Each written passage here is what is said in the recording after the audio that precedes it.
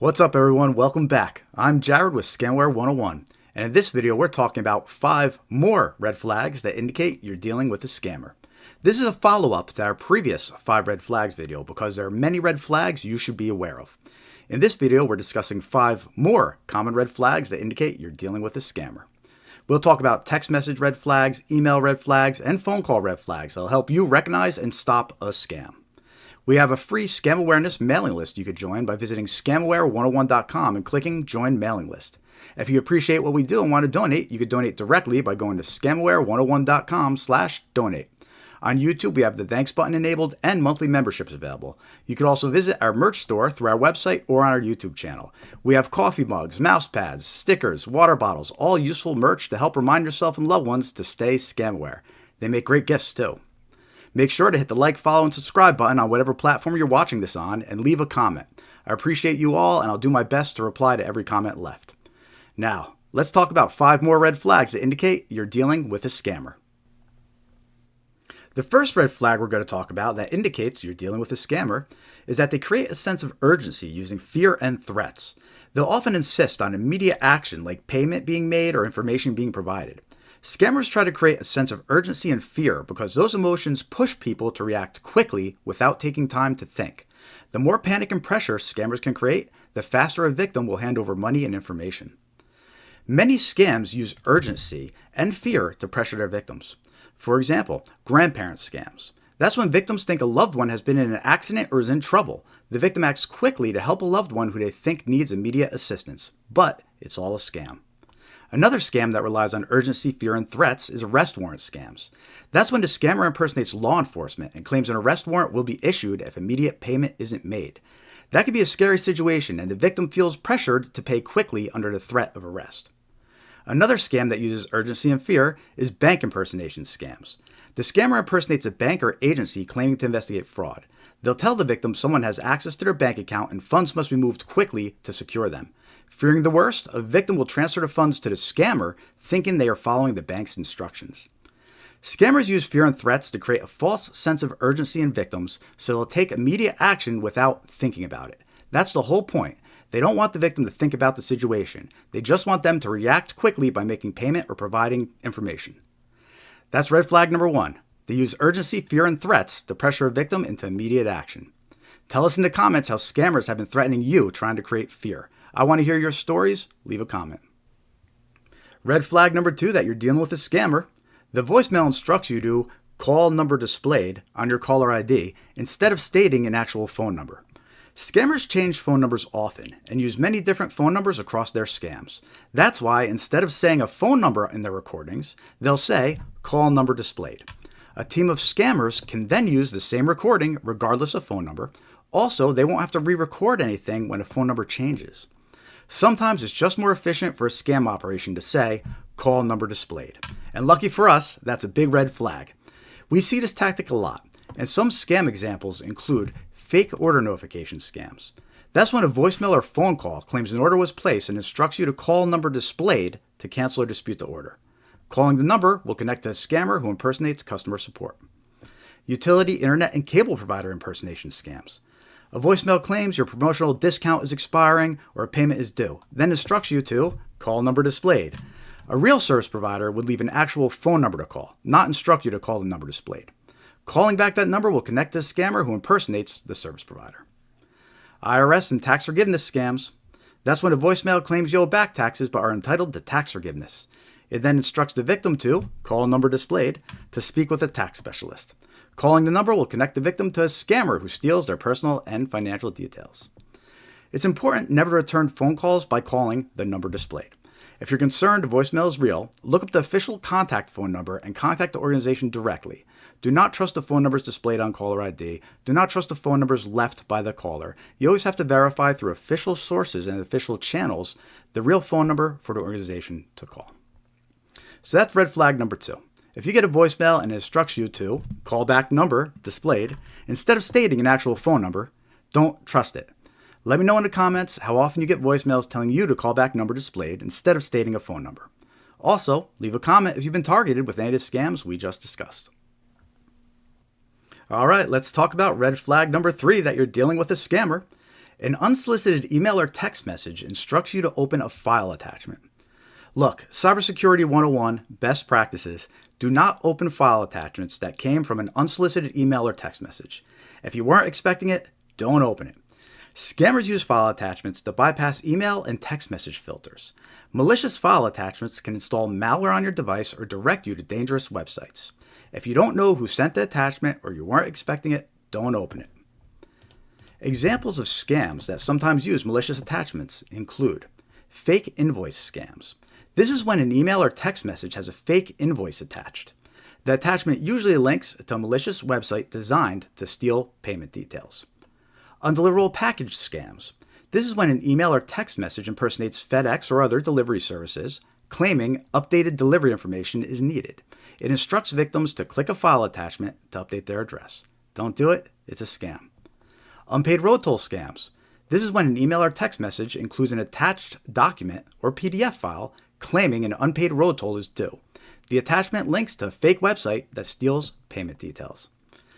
Again, this goes back to Cybersecurity 101. Never open email or text message attachments that were unexpected or from unknown sources. Best case scenario, it takes you to a fake website designed to steal your personal and financial information. Worst case, it installs malware on your device or computer, giving criminals access to your files and financial accounts. So that's red flag number 3. The unsolicited email or text message instructs you to open a file attachment. Don't do it. Tell us in the comments about the malicious file attachments scammers are sending you. I want to hear about the emails and text messages you're receiving. Let us know if you received any of the scams that we just discussed. Red flag number 4, that you're dealing with a scammer. The text message includes an instruction at the end to reply with yes and reopen the message. Replying yes notifies the scammer that your phone number is active. The scammer will then target you with more scams. Also, replying yes makes the link clickable on some devices, making it more of a threat. So it's common for scam text messages to include that instruction at the end asking you to reply yes and reopen the message. Don't do it. We see this red flag in so many text message scams, but some of the more common text message scams are outstanding traffic ticket scams. That's when you get a text message saying an outstanding traffic ticket is due. It links to a fake website for payment. Those text messages often include an instruction at the end to reply and reopen the message.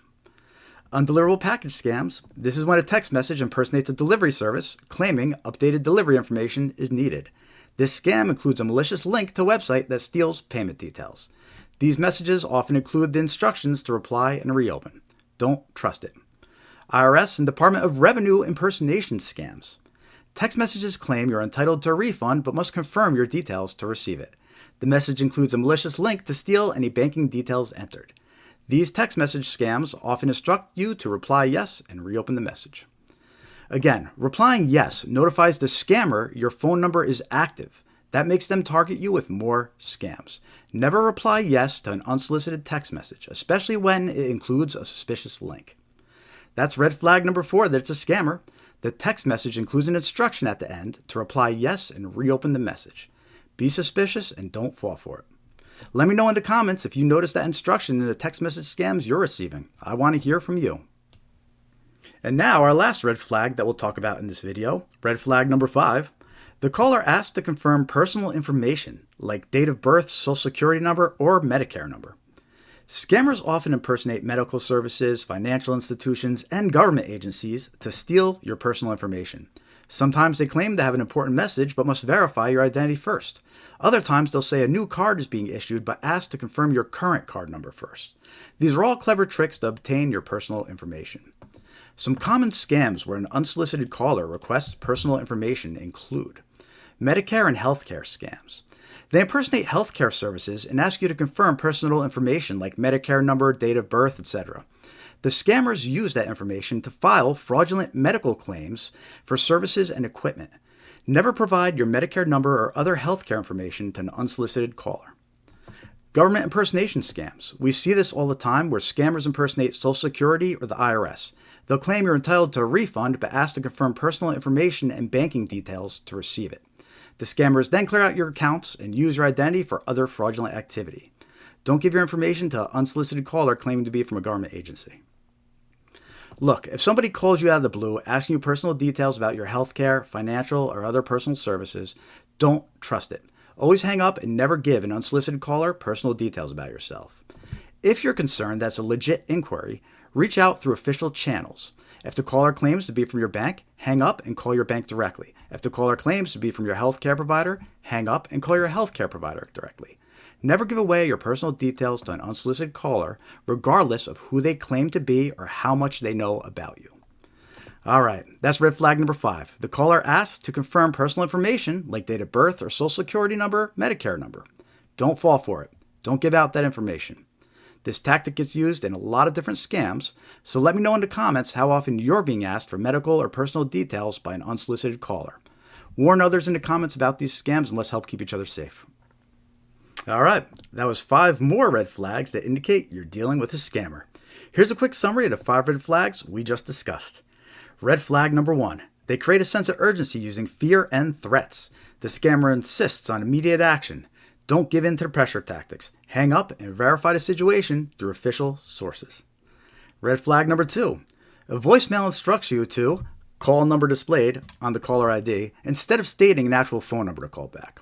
If a voicemail doesn't state an actual number to call, don't trust it, especially when it only says call number displayed. That indicates the number is temporary and could be a scam. Red flag number 3. An unsolicited email or text message instructs you to open a file attachment. Scammers use file attachments to install malware or direct victims to fake websites. Never open unexpected attachments from unsolicited sources. Red flag number 4. The text message includes an instruction at the end to reply yes and reopen the message. This is a common tactic used by scammers to determine if your phone number is active. If you reply, the scammer will target you even more. Never reply to text messages from unknown sources. Red flag number 5. The caller asks to confirm personal information like date of birth, social security number, or Medicare number. Never provide personal information to an unsolicited caller. If someone claims to be calling for your medical provider or insurance company, hang up and call the providers back directly using their official phone number. Never give information to an unsolicited caller. That's it for this video. If you haven't seen our previous 5 red flags video, check it out on our YouTube channel. Make sure to like, follow, and subscribe, and don't forget to join our free mailing list on scamware101.com. Browse our merch store for some fun scam awareness gifts, and tune into our weekly live stream on YouTube. If you're feeling generous, hit that thanks button or become a member on our YouTube channel. Thanks again for watching. I'm Jared with Scamware 101. Until next time, stay safe. Scamware 101, keep your eyes wide open. If the deal seems sweet, man, they're probably hoping. Wrong number text, they pretend they know you. Acting all friendly till they ask for a few. Grandparent scam, your grandson's in jail. Send a bail quick or his freedom might fail. Arrest warrant scam, police are on the line. Pay now or else they're taking your time. Fake order text, your package is delayed. You click that link, boom, your data's displayed.